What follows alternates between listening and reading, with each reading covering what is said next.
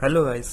आज मैं आप लोगों को स्टैंडर्ड कॉस्टिंग के कुछ बेसिक फार्मूला समझाने जा रहा हूँ और समझ सकते हैं एक टाइप ऑफ डिवीज़न है। ठीक है, तो स्टैंडर्ड कॉस्टिंग में इतने वेरिएंस होते हैं। पहला हो गया मटेरियल वेरिएंस, दूसरा हो गया लेबर वेरिएंस, थर्ड हो गया ओवरहेड वेरिएंस, फोर्थ हो गया सेल्स वेरिएंस, फिफ्थ हो गया प्रॉफिट वेरिएंस। ठीक है, अब मटेरियल वेरिएंस में से 5 वेरिएंस होते हैं। पहला हो गया मटेरियल कॉस्ट वेरिएंस, दूसरा हो गया मटेरियल प्राइस वेरिएंस, तीसरा हो गया मटेरियल क्वांटिटी वेरिएंस, फोर्थ हो गया मटेरियल मिक्स वेरिएंस, फिफ्थ हो गया मटेरियल यील्ड वेरिएंस।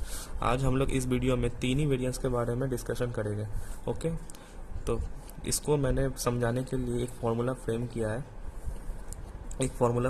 है बेसिक सा। 2 एग्जांपल हम लेके चलेंगे। पहला एक बेसिक एग्जांपल, दूसरा एकदम अच्छा एग्जांपल करके हम लोग समझेंगे। पहला हम बेसिक एग्जांपल में हमने एग्जांपल लिया है कि एक मटेरियल है, इसको हमने इनपुट किए हैं। एक यूनिट बनाने के लिए एक मटेरियल लगा है जिसका स्टैंडर्ड क्वांटिटी 5 किलोग्राम है और स्टैंडर्ड प्राइस लग रहा है 20 रुपीज़ पर किलोग्राम, और एक्चुअल में 6 केजी और 21 रुपीज़ लग रहा है एक यूनिट बनाने के लिए। तो यहाँ पर मटेरियल कॉस्ट वेरिएंस पहला वेरिएंस है। ठीक है, मटेरियल वेरिएंस में तो मटेरियल कॉस्ट वेरिएंस क्या बोलता है, कितना रुपीस लगना चाहिए था और कितना रुपीस लग गया। तो इसका फॉर्मूला हो गया standard cost for actual output, मतलब एक यूनिट बनाने के लिए कितना खर्चा लगना चाहिए था और एक यूनिट बनाने के लिए कितना खर्चा लग गया। तो 100 रुपये लगना चाहिए था, 126 रुपीज़ लग गया, तो 26 नेगेटिव आया। यहाँ पे नेगेटिव को हम लोग 2 चीज़ से बोल सकते हैं। नेगेटिव आया तो मतलब एडवर्स, और पॉजिटिव मतलब फेवरेबल। मतलब एडवर्स मतलब नुकसान है और फेवरेबल मतलब आपका बोल सकते हो फ़ायदा है। तो सेकंड हम लोग वेरिएंस देख सकते हैं, material price variance. Material price variance मतलब कितना रेट में हम लोग को मटेरियल वो मिलना चाहिए था मार्केट से और कितना रुपीस में उसको लेके आ गया। ये जो मटेरियल प्राइस वेरिएंस होता है, ठीक है, ये जो प्राइस वेरिएंस होता है ये मार्केट में इसका जिम्मेदारी परचेस मैनेजर के ऊपर होता है। परचेस मैनेजर ये सब देखता है कि कितना मटेरियल लाना चाहिए, कितने रेट में लाना चाहिए, मार्केट में क्या रेट चल रहा है, तो उसके ऊपर पूरा रोल होता है ये सब चीज़ का। तो यहाँ पर उसने हमने सोच बजट बनाया था कि 20 रुपीज़ में हम परचेस करेंगे, असली में 21 रुपीज़ में परचेस किया गया परचेस मैनेजर के द्वारा। तो यहाँ पर फॉर्मूला हो जाता है standard price minus actual price into actual quantity. 20 रुपये लगना चाहिए था, 21 रुपीज़ लग गया, और एक्चुअल में कितना वो परचेस मैनेजर क्वांटिटी खरीद कर लाया, 6 किलो। तो 6 किलो खरीद कर लाया, तो इसका फॉर्मूला हो गया standard price minus actual price into actual quantity. तो यहाँ पर 6 रुपये एडवर्स आ गया, 6 रुपये का नुकसान आ गया आप लोग का मटेरियल प्राइस वेरियंस। अब तीसरा जो हो गया, ये हो गया आपका मटेरियल क्वांटिटी वेरियंस। अब ये जो मटेरियल क्वांटिटी वेरियंस होता है, मटेरियल क्वांटिटी वेरियंस पूरा आपका होता है प्रोडक्शन मैनेजर के ऊपर। प्रोडक्शन मैनेजर होता है, मतलब कितना क्वांटिटी हम लोग प्रोडक्शन करेंगे इस ईयर में, वो पूरा देखता है हम लोग का प्रोडक्शन मैनेजर। तो प्रोडक्शन मैनेजर ने बजट बनाया कि हम लोग को 5 किलोग्राम चाहिए और असली में लग गया 6 किलोग्राम। तो यहाँ पे इसका फॉर्मूला हो गया standard quantity for actual output minus actual quantity, मतलब कितना क्वांटिटी हम लोग को एक यूनिट बनाने के लिए लगना चाहिए था और कितना क्वांटिटी लग गया है। एक किलोग्राम ज़्यादा लग गया और इंटू स्टैंडर्ड प्राइस। यहाँ पे स्टैंडर्ड प्राइस से इसलिए इंटू किए क्योंकि प्रोडक्शन मैनेजर को पता नहीं होता कि कितना प्राइस में परचेस मैनेजर खरीद कर लाएगा, उसे स्टैंडर्ड प्राइस के बारे में ही पता होता है, तो इसलिए यहाँ पे स्टैंडर्ड प्राइस से इंटू किए। और यहाँ पर देख सकते हैं एक्चुअल क्वांटिटी से इंटू किए, क्योंकि परचेस मैनेजर असली में कितना क्वांटिटी खरीद कर लाया वो पता चल जाता है एक्चुअल क्वांटिटी में। ठीक है, उसको एक्चुअल डाटा का पता होता है परचेस मैनेजर से, और प्रोडक्शन मैनेजर को स्टैंडर्ड डाटा का पता होता है, मतलब कितना प्राइस उसको पता होता है कि कितना प्राइस लगना चाहिए था, उसको एक्चुअल के बारे में कुछ पता नहीं आता। तो इसलिए हम लोग का ये फॉर्मूला बनता है। तो यहाँ पर देख सकते हैं 5 किलो लगना चाहिए था, 6 किलो लग गया, और 20 रुपये का हिसाब से उसका स्टैंडर्ड प्राइस था, तो यहाँ 20 रुपये का एडवांस आ गया। अब हम इसको 6 + 20 को जोड़ेंगे तो यहाँ पर आ जाएगा 26 एडवर्स। तो यहाँ पर आपका टैली हो जाता है। हेलो गाइस, और ये देख लीजिए आप, सेकेंड एग्जांपल है। ये बहुत ही अच्छा एग्जांपल है, इससे आपका कॉन्सेप्ट बहुत अच्छा हो जाएगा। बहुत परेशानी होती है बहुत लोगों को, मैंने देखा है। तो ये एग्जांपल आप देख सकते हैं। यहाँ पे एक एग्जांपल है, बजट है और एक्चुअल है। बजट में ये डिटेल दे दिया है 60 kg मटेरियल ए का लगा 40 kg, मटेरियल बी का लगा, स्टैंडर्ड इनपुट 100 kg लगाया, स्टैंडर्ड लॉस हो गया 10 kg का और स्टैंडर्ड आउटपुट बना 90 kg का। तो सेम ये एक्चुअल का है, ठीक है। तो यहाँ पर हम लोग, मेरा एक स्ट्रेटजी है कि मैं जो फार्मूला है, ये सबका जो फार्मूला जो लिखा है, इसको पहले आपका स्टेप होगा कि आप 3 वर्किंग नोट बना दीजिए, तो आपका बहुत इजी होगा। ये वर्किंग नोट ही बहुत मेन होता है, इससे आपका 90% काम हो जाएगा स्टैंडर्ड कॉस्टिंग में। तो ये मेरा एक अप्रोच है। तो पहला वर्किंग नोट बनाइएगा बजटेड कॉस्ट, जो बजटेड डेटा से बनेगा।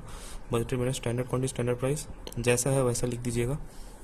और एक्चुअल दूसरा बनेगा एक्चुअल कॉस्ट, मतलब एक्चुअल कॉस्ट बना actual quantity into actual price, जो बनेगा एक्चुअल डेटा से।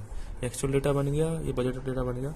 और अब तीसरा आप डेटा बना सकते हैं कि standard cost for actual output, मतलब standard quantity for actual output into standard price, तो उससे आ जाता है standard cost for actual output. इसका ये फॉर्मूला बनता है। Standard quantity for actual output का मतलब होता है, standard quantity for actual output का मतलब होता है कि आपका ये, हाँ, कि आप यहाँ पे देखिए, यहाँ पर आउटपुट लग रहा है 90 kg और एक्चुअल में आउटपुट बना है 180 kg।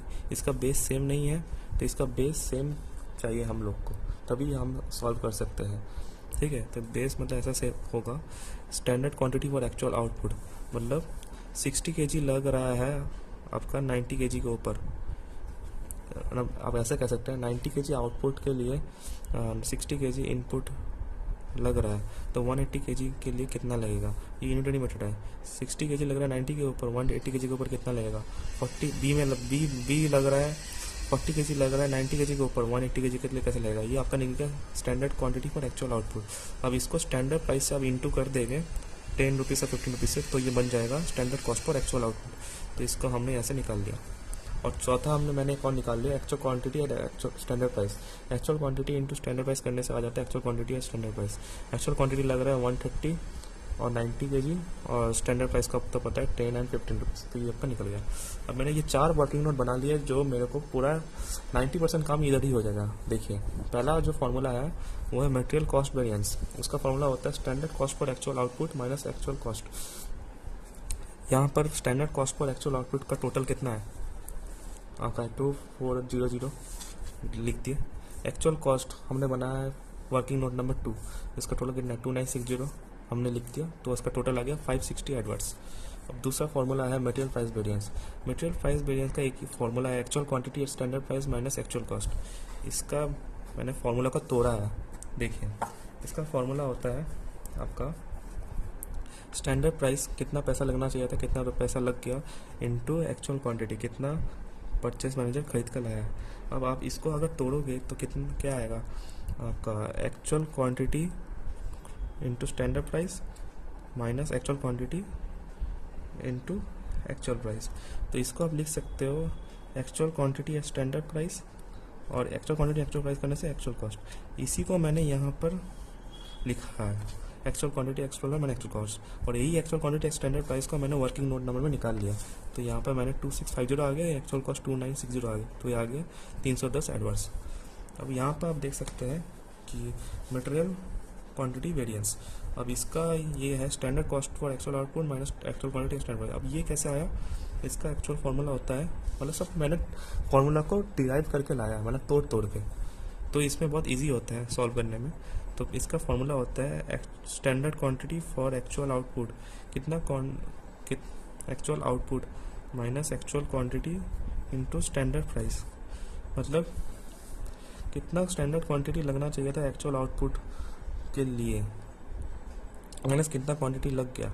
एक्चुअल क्वांटिटी हम लोग का 180 था और हम लोग standard quantity for actual output यहाँ पर निकाल लिए। 60 इनपुट में 90 kg के लिए लगा, तो 180 के लिए कितना ऐसे से हम लोग निकाल लिए, ठीक है। अब इसको हम लोग तोड़ेंगे तो इसका ये आएगा कि standard quantity for actual output, इसको इंटू करेंगे standard price minus actual quantity into standard price.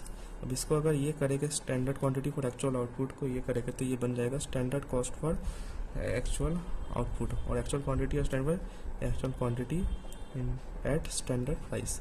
तो इसी को मैंने लिख दिया standard cost per actual output. ये वर्किंग नोट नंबर 3 में है, तो मैंने इसको 2400 यहाँ पे लिख दिया, और एक्चुअल क्वांटिटी ये तो बना ही हुआ है वर्किंग नोट नंबर 4 में।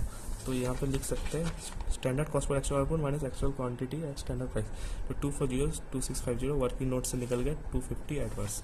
तो ये 310 प्लस 250 एडवर्स को ऐड करके तो 560 एडवर्स आता है। ये आपका मेरा बेसिक फार्मूलाज पूरे एग्जाम्पल के रूप में मैंने समझाया।